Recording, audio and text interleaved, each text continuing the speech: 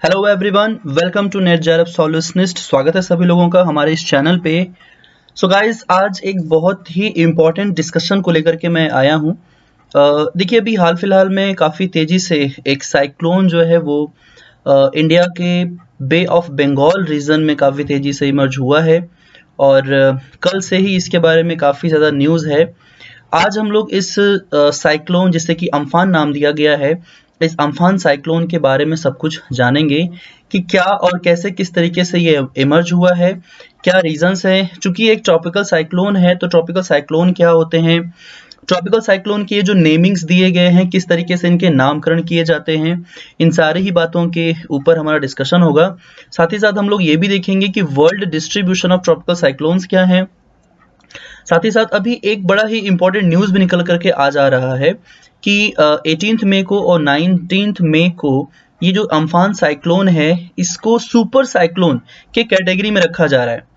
अगर आप लोगों को याद हो तो उड़ीसा में 1999 में उड़ीसा में 1999 में एक साइक्लोन आया था जिसे नाम दिया गया था सुपर साइक्लोन। तो क्या होता है ये सुपर साइक्लोन, इसके बारे में भी एक डिस्कशन किया जाएगा। सबसे पहले गाइस, मैं आप लोगों से रिक्वेस्ट करना चाहूंगा कि अगर आप इस चैनल पर नए आए हैं, पहली बार मेरे वीडियोस को देख रहे हैं, तो चैनल को सब्सक्राइब जरूर कर लीजिएगा। यहाँ पे आपको बहुत सारे क्लासेस मिलते हैं, अनलिमिटेड क्लासेस आपको यहाँ पर मिलेंगे। यहाँ पर मैं लाइव क्लासेस लेता हूँ नेट जेआरएफ के लिए, पेपर 1 के लिए, ज्योग्राफी के लिए, और बहुत ही जल्दी इस पे और भी क्लासेस और भी सब्जेक्ट के क्लासेस स्टार्ट होने वाले हैं।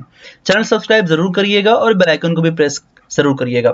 साथ ही साथ वीडियो पसंद आएगा तो इसको भी जरूर शेयर कर दीजिएगा। चलिए शुरू करते हैं अपना आज का हम ये डिस्कशन। देखिए, साइक्लोन अम्फान जो है काफी न्यूज में है इस वक्त। जो IMD है, यानी कि इंडियन मीटेरोलॉजिकल ऑर्गेनाइजेशन या डिपार्टमेंट जो है, उसने बे ऑफ बंगाल में सैटरडे को ये एक तरीके से काफी सीवियर स्टॉर्म को आइडेंटिफाई किया था और इसके बाद ये जो स्टॉर्म है साइक्लोन के तौर पर धीरे धीरे डेवलप होने स्टार्ट हो गया। अब अगर बात करें इनके रीजन की, तो प्रोजेक्शन किया गया है कि ये जो वेस्ट बंगाल है, इंडिया का स्टेट, और बांग्लादेश कंट्री, इनके कोस्टल रीजन में ये काफी ज्यादा तूफान मचाने वाले हैं, काफी ज्यादा नुकसान करने वाले हैं। इनकी जो कैटेगरी रखी गई है वो रख दी गई है फिलहाल एक्सट्रीमली सीवियर साइक्लोनिक स्टॉर्म में, लेकिन अभी इनको रखा जा रहा है सुपर साइक्लोन के कैटेगरी में। बात करूंगा कि सुपर साइक्लोन में विंड की स्पीड्स क्या हो सकती है और एक्सट्रीमली सेवियर साइक्लोनिक स्टॉर्म में विंड्स की क्या स्पीड होती है, इन सारी बातों के ऊपर डिस्कशन करेंगे। ये जो नाम आप देख रहे हो अम्फान, ये नाम बेसिकली प्रोवाइड किया गया है म्यांमार कंट्री से। देखिए, IMD और साथ ही साथ वर्ल्ड मीटेरोलॉजिकल जो ऑर्गेनाइजेशन है, इन सभी ने मिल करके जो इंडियन ओशन है, इंडियन ओशन में जितने भी साइक्लोन आते हैं, स्पेशली ट्रॉपिकल साइक्लोन जो भी आते हैं, उनके नामों से उनको आइडेंटिफाई किए जाने का एक प्रचलन स्टार्ट किया था 2004 में। बात करेंगे इसकी भी। सबसे पहले देखते हैं कि कहां तक ये अम्फान रीजन एक्सटेंड करता है। अगर इनके हम टोटल एरिया की बात करें, देखिए अम्फान जो है वो स्टार्ट होता है, अगर आप देख पा रहे होंगे तो ये है 0 डिग्री लाइन जो कि जा रही है मालदीव और इंडोनेशिया से होकर के। इसके नॉर्थ से शुरुआत होती है, इसके नॉर्थ से शुरुआत होती है अम्फान साइक्लोन की, जो कि बे ऑफ बंगाल रीजन से इमर्ज होते हुए काफी तेजी से ऊपर की तरफ मूव कर रहा है। ये जो पिक्चर आप देख रहे हैं, इसमें आपको अलग अलग कैटेगरीज में दिखाई गई है कि जो ट्रॉपिकल साइक्लोन है इन्हीं रीजन में काफी तेजी से बढ़ रहे हैं, जो रेड वाला रीजन आप देख रहे हो।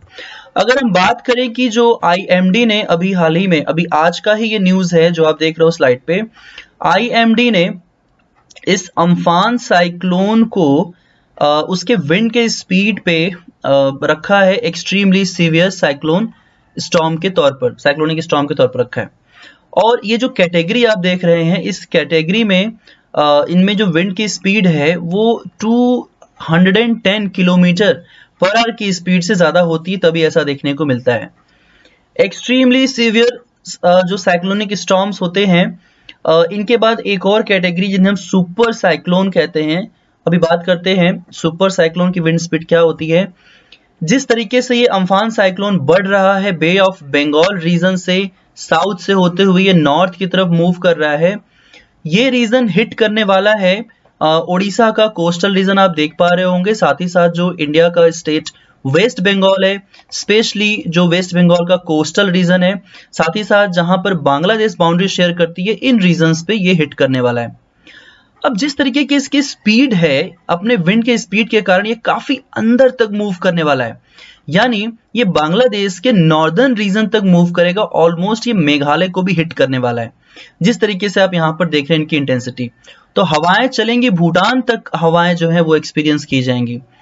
आप लोगों के मन में एक प्रश्न उठ रहा होगा कि क्यों इनका डायरेक्शन इधर ही है, क्यों नहीं ये इस डायरेक्शन में जा रहे हैं।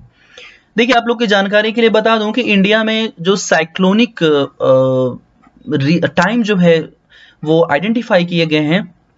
एक टाइम आइडेंटिफाई किया गया है मई मंथ से लेकर के जून मंथ तक, और दूसरा जो साइक्लोनिक टाइम जो डिसाइड किया गया है वो है अक्टूबर से लेकर के नवंबर मंथ तक। जब भी हम मई और जून का ड्यूरेशन देखते हैं तो ज्यादातर जो है इंडियन सब कॉन्टिनेंट में जो लो प्रेशर जोन डेवलप होता है वो इन्हीं रीजन में डेवलप होता है। आप लोगों को अगर ध्यान होगा तो एक कॉन्सेप्ट है इंडियन मॉनसून से रिलेटेड, और वो है पी कोटेश्वरम का तिब्बतन प्लेटू लो प्रेशर जोन। इसलिए ये विंड्स जो है इस लो प्रेशर की तरफ मूव कर रही है। अभी ये मई जून का टाइम चल रहा है, लेकिन अभी जब जैसे जैसे आईटीसी जेड ऊपर से नीचे की तरफ शिफ्ट होगी, तब क्या होगा कि लो प्रेशर जोन जो है वो शिफ्ट होगा, और उसके बाद फिर आएगा अक्टूबर नवंबर का टाइम, जब यही साइक्लोन जो है बे ऑफ बंगाल में फिर से आएंगी, और बे ऑफ बंगाल में फिर से आने के बाद ये हिट करेंगी इंडिया के आंध्र प्रदेश रीजन को, इंडिया के उड़ीसा कोस्टल रीजन को, या तमिलनाडु कोस्टल रीजन को हिट करेंगे। ये तो हो गई बात इनकी। अभी देखिए कैटेगरीज की अगर हम बात करें तो ये आईएमडी ने जो है, इंडियन मीटरोलॉजिकल डिपार्टमेंट ने इसको डिवाइड किया हुआ है। जो बहुत ही नॉर्मल विंड स्पीड्स होती हैं 31 से लेकर के 50 किलोमीटर पर आवर की स्पीड होती है, उन्हें हम नॉर्मल डिप्रेशंस कहते हैं, ठीक है। लेकिन ये डिप्रेशंस जो है धीरे धीरे बढ़ते चले जाते हैं और ये स्टॉर्म साइक्लोन में कन्वर्ट हो जाते हैं जब इनकी स्पीड जो है ऑलमोस्ट 100 किलोमीटर पर आवर की स्पीड को एक्वायर कर लेती है। इसके बाद धीरे धीरे लगातार यही विंड स्पीड जो है इंप्रूव होती रहती है और हम लोग पहुंच जाते हैं रेड जोन में, यानी कि read it means 221 kilometre per hour की स्पीड से भी ज्यादा जब हवाएं चलती हैं, विंड्स चलती हैं, तब उन्हें हम कहते हैं सुपर साइक्लोनिक स्टॉर्म। अभी आईएमडी ने अभी इसको एक्सट्रीमली सेवियर साइक्लोनिक स्टॉर्म कहा है, लेकिन ये पॉसिबिलिटीज है, ऐसा माना जा रहा है कि ये सुपर साइक्लोन हो सकता है अगर इनकी स्पीड 221 किलोमीटर से ज्यादा हो गई तो, ठीक है। तो अगर देखें हम तो इस कैटेगरी में ये फिलहाल अम्फान जो है आ रहा है। आप लोगों को याद दिलाना चाहूंगा कि 1999 में ओडिशा में जो सुपर साइक्लोन आया था उस वक्त इंडिया काफी प्रिपेयर्ड नहीं थी, इस कारण से उस वक्त नुकसान बहुत ज्यादा हुआ। आज इंडिया बहुत कैपेबल है, आज इंडिया किसी भी तरीके के साइक्लोन का पूर्वानुमान लगा लेती है, प्रेडिक्शन कर लिया जाता है 2 से 3 दिनों के अंदर अंदर, और हम काफी अच्छी प्रिपेयर्डनेस दिखाते हैं। बात करेंगे ट्रॉपिकल साइक्लोन्स की। क्या है ये ट्रॉपिकल साइक्लोन्स? देखिए ट्रॉपिकल साइक्लोन्स जो है बेसिकली हम देखते हैं between the tropics, cancer and Capricorn के बीच में, और इसी को हम कहते हैं ट्रॉपिकल साइक्लोन, ठीक है। ट्रॉपिकल साइक्लोन्स जो होती हैं ये बेसिकली जब ट्रॉपिकल एरियाज से इमर्ज होती हैं तो जितने भी कोस्टल रीजन्स होते हैं इन यहाँ पर पाए जाने वाले जितने भी कंट्रीज होते हैं उनके कोस्टल रीजन्स को ये हिट करती हैं, काफी तेजी से हिट करती हैं, और इस कारण से जो एयर मूवमेंट है वो काफी फास्ट होता है, तेज होता है, तो कोस्टल रीजन में नुकसान होने के सबसे ज्यादा चांसेस भी होते हैं। साइक्लोन्स में अगर हम बात करें विंड मूवमेंट की, बड़ा ही इंपॉर्टेंट एग्जाम्स में क्वेश्चंस भी बनते हैं। एंटी क्लॉकवाइज देखने को मिलता है नॉर्दर्न हेमिस्फीयर में, उत्तरी गोलार्ध में जो है घड़ी की सुइयों के विपरीत जो है ये मूव करते हैं, वैसे ही ये क्लॉकवाइज मूव करते हैं सदर्न हेमिस्फीयर में, क्लॉकवाइज मूव करते हैं, यानी कि घड़ी की सुइयों के अनुरूप मूव करते हैं सदर्न हेमिस्फीयर में। ऐसा इसलिए होता है क्योंकि ये प्रभाव है कोरियोलिस फोर्स का, कोरियोलिस फोर्स के कारण जो विंड्स हैं वो डिफ्लेक्ट हो जाती हैं अपने नॉर्मल पाथ से। जो ट्रॉपिकल साइक्लोन है बे ऑफ बंगाल में या पूरे वर्ल्ड में कहीं पर भी बनती हैं, तो पूरे वर्ल्ड में जो ट्रॉपिकल साइक्लोन्स हैं उनके बनने के पीछे का जो रीजन है, स्पेशली कहां पे, between the tropics, cancer and Capricorn के बीच में, इनके बनने के पीछे का जो कारण है कि जो फेवरेबल टेम्परेचर कंडीशंस मानी गई है वो 27 डिग्री सेल्सियस के अप्रॉक्स होनी चाहिए, ठीक है। सरफेस टेम्परेचर होना चाहिए सी का, ठीक है, सी का सरफेस टेम्परेचर 27 डिग्री सेल्सियस होना चाहिए। साथ ही साथ कोरियोलिस फोर्स का भी प्रेजेंस होना चाहिए, क्योंकि अगर कोरियोलिस फोर्स नहीं होगा तो साइक्लोनिक वॉर्टेक्स नहीं बनेगा, वर्ल्स नहीं बनेंगे इस तरीके से, राइट। साथ ही साथ वर्टिकल विंड स्पीड भी जो है वो स्मॉल वेरिएशन के साथ होना चाहिए, तभी जाकर के ये वॉर्टेक्स भी डेवलप हो पाते हैं। साथ ही साथ वहां पे pre existing low pressure area, जो ये ITCZ है ना, इसी को हम pre existing low pressure area कह सकते हैं, ITCZ को कह सकते हैं, ठीक है। साथ ही साथ एक अपर डाइवर्जेंट जो है एयर मूवमेंट होना चाहिए फ्रॉम दी सी लेवल, मतलब ऊपर की तरफ, बॉटम से अगर हमको जाना है तो हम ऊपर की तरफ मूव करेंगे टुवर्ड्स दी एटमॉस्फेयर, तब जाकर के ये फेवरेबल कंडीशंस इमर्ज होंगी और फिर एक साइक्लोन जो है वो जन्म लेता है। अगर हम वर्ल्ड में इनका डिस्ट्रीब्यूशन देखें तो कॉन्टिनेंट वाइज ये क्वेश्चंस एग्जाम में आप लोगों से पूछे गए, बहुत सारे एग्जाम्स में। सबसे पहले हम स्टार्ट करेंगे एशिया से ही, चूंकि इंडिया इसको एक्सपीरियंस करने वाला है। यहाँ पर इसे हम चक्रवात के नाम से जानते हैं, इंडियन ओशन में साइक्लोन या फिर चक्रवात के नाम से जानते हैं, जबकि साउथ चाइना सी में इसे टाइफून के नाम से जाना जाता है। वहीं ऑस्ट्रेलिया का जो पश्चिमी भाग है, यहाँ पर इसे हम विली विली के नाम से जानते हैं। और जो हरिकेन है, हरिकेन नाम फेमस है जब हम अटलांटिक का नॉर्थ वेस्टर्न रीजन देखते हैं, स्पेशली जो USA का ईस्टर्न रीजन है, साउथ ईस्टर्न रीजन, ठीक है, फ्लोरिडा से लेकर के आपको यहाँ पे जो नॉर्दर्न स्टेट्स हैं यूनाइटेड स्टेट के यहाँ पे, तो ये डिफरेंट रीजनल नेम्स हैं जो कि पूछे जाते हैं एग्जाम में। अभी हम बात करेंगे क्यों बे ऑफ बंगाल में ही सबसे ज्यादा साइक्लोन्स आते हैं, ऐसा क्या कारण है भाई, क्यों अरेबियन सी में साइक्लोन्स उतने नहीं आते हैं जितने कि हमें बे ऑफ बंगाल में देखने को मिलते हैं। तो देखिए इसके कुछ सर्टेन रीजंस हैं, जैसे कि हम बात करें बे ऑफ बंगाल जो है, यहाँ पर जो ओशन सरफेस का टेम्परेचर है वो हमेशा से ही ज्यादा होता है। अगर आप मैप में देखो तो इसका शेप भी क्या है, काफी ये आप देख रहे हो कि छोटा है, और इस कारण से यहाँ पर क्या है कि जो सरफेस टेम्परेचर काफी लो हो जाता है, क्योंकि इसके तीनों तरफ आप देख पा रहे होंगे कि यहाँ पे लैंड मासेस हैं। वही हम बात करें अरेबियन सी की, तो अरेबियन सी का जो एरिया है काफी ज्यादा है, बे ऑफ बंगाल से थोड़ा ओपन भी है और कोस्टल लाइंस इसके काफी दूर भी हैं, इसलिए थोड़ा एरिया ज्यादा होने की वजह से टेम्परेचर यहाँ पे रिलेटिवली कम होता है बे ऑफ बंगाल से। वही बात करें यहाँ पर हम, तो बे ऑफ बंगाल में चूंकि जो साइक्लोनिक कंडीशंस होती हैं, लगातार यहाँ पर आप देखोगे कि रेनफॉल भी होता रहता है और कांस्टेंट फ्रेश वाटर भी आपको यहाँ पे देखने को मिलता है। तो इस कारण से क्या होता है कि जो वार्म वाटर है वो हमेशा ऊपर से नीचे, मतलब जो कूल वाटर्स होते हैं बॉटम पे, उनकी एक मिक्सिंग जोन वहां पर तैयार होता रहता है। तो इस कारण से भी वहां पर एक आइडियल डिप्रेशन जो है वो तैयार होता रहता है। जबकि अगर हम अरेबियन सी की बात करें तो अरेबियन सी में ये सारी चीजें जो है काफी लिमिटेड होती है। बट सबसे स्ट्रॉन्गेस्ट जो पॉइंट है वो है इसके तीन तरफ से घिरे हुए जो ये स्थलीय भाग हैं, जो लैंड मासेस हैं, जिनकी वजह से यहाँ पर टेम्परेचर काफी ज्यादा हो जाता है। ओके, ये तो बात हो गई बे ऑफ बंगाल की। अभी हम बात करेंगे कि जो अरेबियन सी है और जो बे ऑफ बंगाल है, यहाँ पर जितने भी ट्रॉपिकल साइक्लोन्स आते हैं, इन ट्रॉपिकल साइक्लोन्स के नेम कौन प्रोवाइड करते हैं?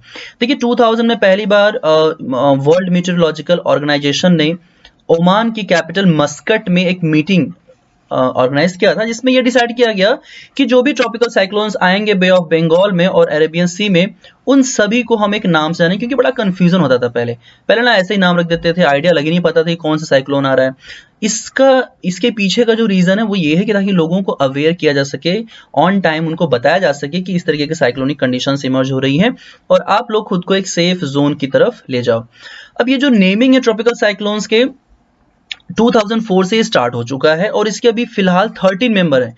उस वक्त जो है 8 मेंबर्स थे, अभी 5 मेंबर्स इसमें और ऐड हो चुके हैं। अगर आप देखो तो ये इस साल की लिस्ट है, मतलब ये जो 2020 चल रहा है, राइट, बड़ा खतरनाक साल है, इतने सारे साइक्लोन्स के नेम दिए गए हैं। आप देख पा रहे होगे कि ऐसे कई सारे साइक्लोन्स हैं जो हम लोगों ने इस साल एक्सपीरियंस किए हैं या इसके पहले एक्सपीरियंस किए हैं। यहाँ पर आप देख रहे हो ये जो अम्फान है ये लास्ट है, ठीक है, देख पा रहे हो आप, ये म्यांमार का दिया हुआ कंट्री थाईलैंड है। कंट्री जो है ये इस बार का थाईलैंड है, यस थाईलैंड है, ओके, थाईलैंड कंट्री ने दिया हुआ है। सॉरी, मैंने स्टार्टिंग में म्यांमार लिखा हुआ है, इसे आप मेरी गलती समझ करके मुझे क्षमा कर दीजिएगा, ठीक है। तो थाईलैंड ने ये नाम दिया हुआ है, ओके। ये जो सारे नाम देख रहे हो, इसके बाद जो नेमिंग्स दिए जाएंगे, ये देखिए सजेशंस आ चुके हैं, ये सारे सजेशंस जो हैं वो आ चुके हैं और अब आने वाले वर्षों में किसी भी तरीके का कोई भी साइक्लोन अगर आता है तो इन्हीं नामों में से जो है चुने जाएंगे। ये सारी कंट्रीज हैं जिन्होंने कि अपने अपने नेम प्रोवाइड कर दिए हैं, और अब कोई भी अगर साइक्लोन आता है तो उन्हें हम इन्हीं नामों से समझेंगे। ठीक है, ये उनके नेम्स हैं और उन्हें किस नाम से बुलाया जाएगा, जो प्रोनाउंसिएशन है वो यहाँ पर आप देख सकते हो। तो गाइज ये था साइक्लोन्स अम्फान के बारे में। देखो मैंने यहाँ पर लिखा हुआ म्यांमार, आप इसे माइंड मत करना, ये थाईलैंड है। ठीक है,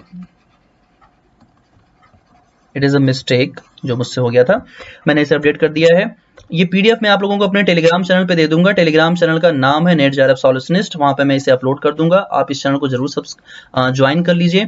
साथ ही साथ आप लोग अनअकैडमी पे मेरे फ्री प्लस क्लासेस अटेंड कर सकते हैं वीक में 4 days, Monday Tuesday Friday Saturday. कल है ट्यूसडे, दिन में 12 बजे हमारी क्लास होनी है, special classes on general paper 1 practice करवा रहा हूं, जरूर आइए, बहुत अच्छी क्लासेस होती हैं, सब कुछ आपको वहां पे फ्री मिलता है।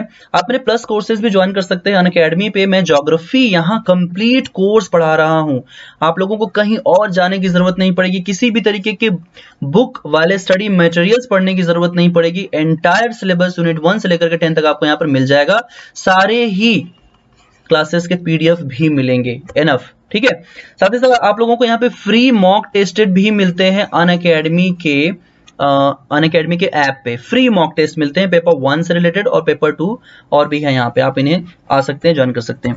किसी भी तरीके की क्वेरी के लिए आप लोग मुझे व्हाट्सएप कर सकते हो इन नंबर्स पे, ये नंबर है यहाँ पे, आप इसे देख सकते हो। आपको अगर अनअकैडमी प्लस ज्वाइन करना है तो यूज करिएगा मेरा रेफरल कोड अभिषेक जे। ये प्लान्स है, इसमें अगर आप मास्टर्स के स्टूडेंट हो तो आप 6 मंथ 12 मंथ या 24 मंथ के लिए जा सकते हैं। अभिषेक जे रेफरल कोड अगर आप यूज करते हैं तो आपको 10% का डिस्काउंट मिल जाता है। तो आज की थी ये वीडियो गाइज, मिलते हैं नेक्स्ट वीडियो में, डिस्कस करेंगे कुछ ऐसे ही इंटरेस्टिंग करंट अफेयर्स के बारे में या फिर किसी पेपर 1 के क्लास में। थैंक्स फॉर वॉचिंग, वीडियो अच्छा लगा हो तो शेयर जरूर कर दीजिएगा और चैनल को सब्सक्राइब जरूर कर लीजिएगा, बेल आइकन